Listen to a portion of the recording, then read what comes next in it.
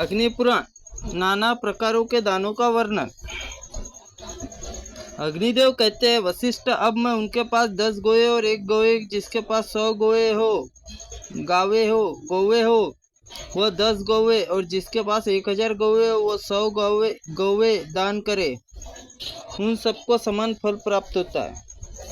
कुबेर की राजधानी अलकापुरी में जहाँ स्वर्ण निर्मित भवन है एवं जहाँ गंधर्व अप्सराएं विहार करती है, सहस्त्र गौओं को दान करने वाले वहीं जाते हैं। मनुष्य 100 गौओं का दान करके नरक समुद्र से मुक्त हो जाता है। बछिया दान करके स्वर्गलोक में पूजित होता है। गोदान से दीर्घायु, आरोग्य, सौभाग्य, स्वर्ग प्राप्ति होती है। जो इंद्र आदि लोकपालों के मंगलमयी राजमहिषी व देवी महिषी दान और महात्मा के मुझे संपूर्ण अभिष्ट वस्तुएं प्रदान करे, जिनका पुत्र धर्मराज की सहायता में नियुक्त हो, जो महिषासुर की जननी वह देवी मुझे वर प्रदान करे। उपयुक्त मंत्र से पढ़कर महिष दान करने से सौभाग्य की प्राप्ति होती है। वृष दान करके मनुष्य स्वर्गलोक को जाता है। संयुक्त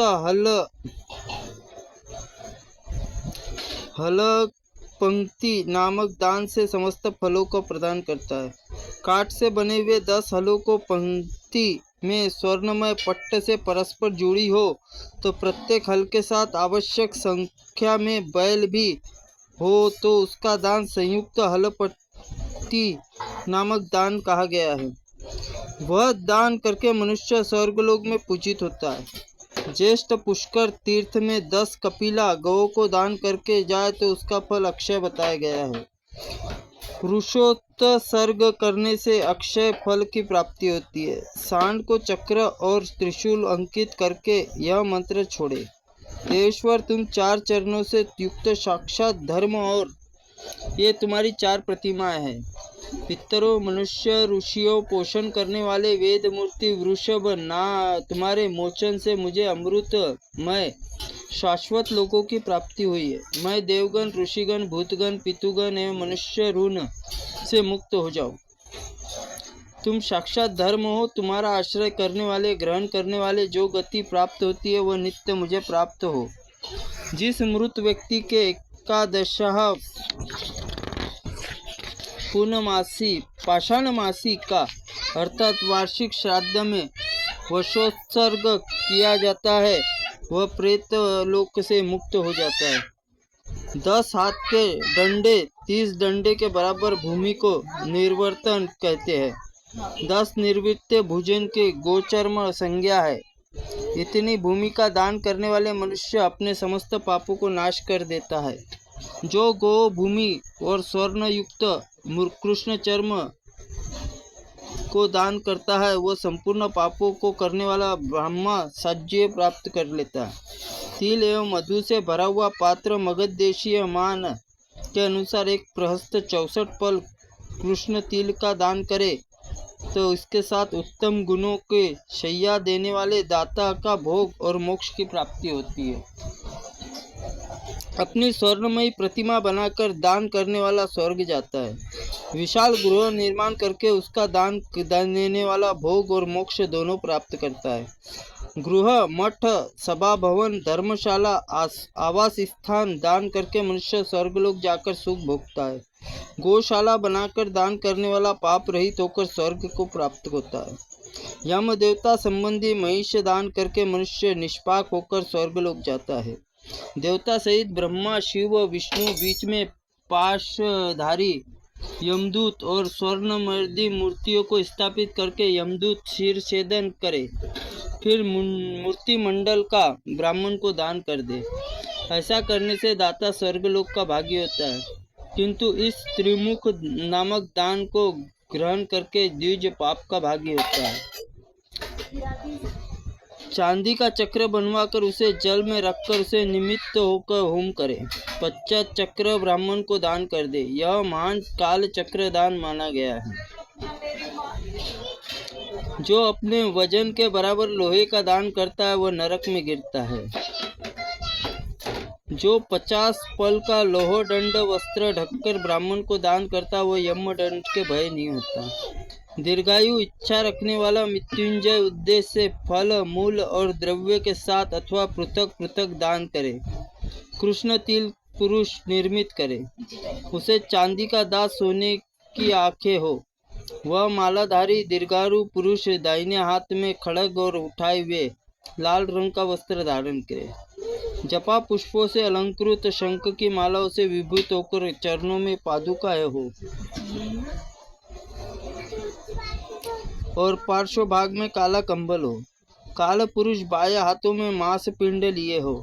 इसी प्रकार काल पुरुष निर्माण गंधादि द्रव्यों की उसकी पूजा करके ब्राह्मण को दान करे। इससे दाता मानव मृत्यु और व्याधि रहित होकर राजेश्वर होता है।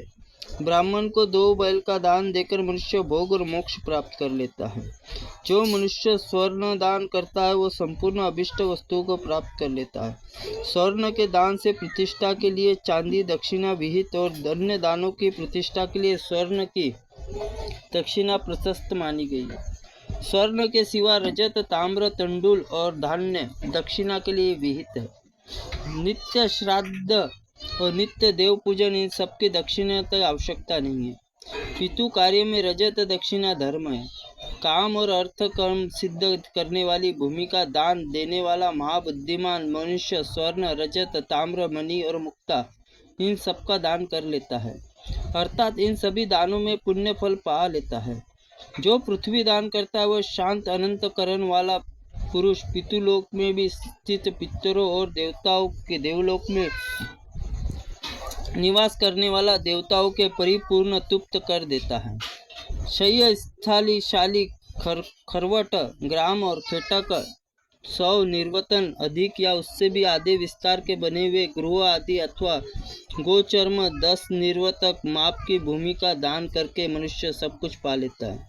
जिस प्रकार तेल बिंदु जल और भूमि पर गिरकर फैल जाता है उसी प्रकार सभी दानों का फल एक जन्म तक रहता है।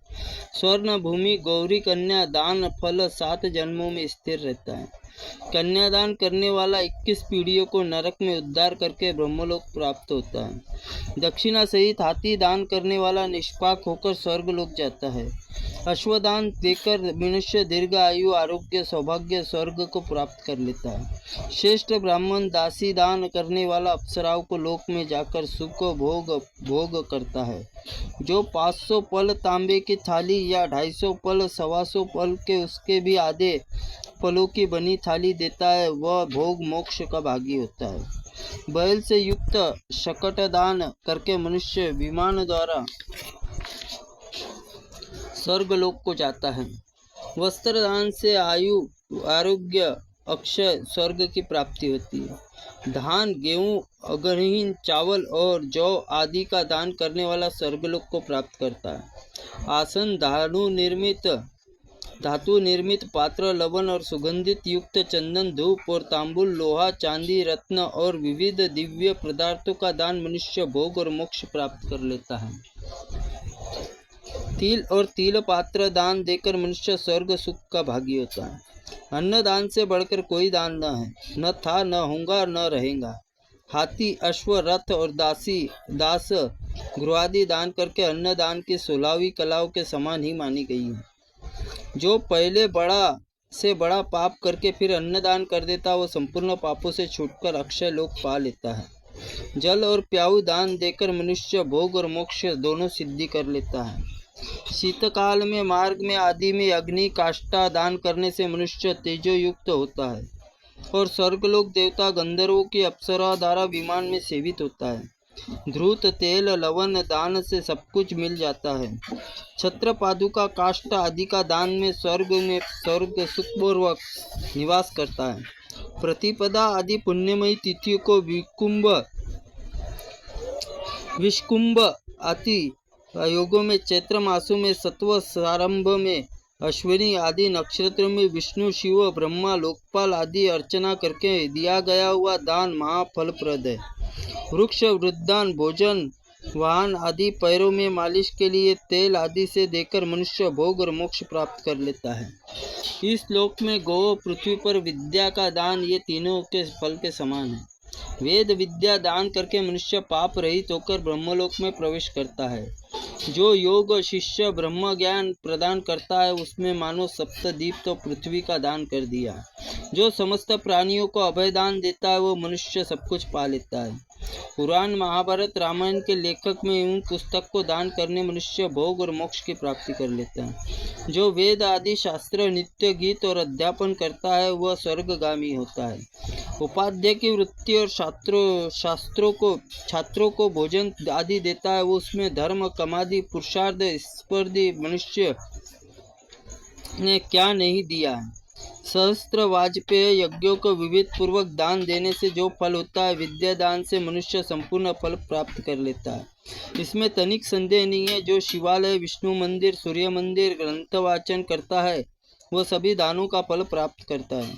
त्रिलोक में जो ब्रह्मादि आदि 4 वर्ण ब्रह्मचर्य आदि 4 आश्रम हैं वे ब्रह्मा आदि समस्त देवगण विद्या दान प्रतिष्ठित है।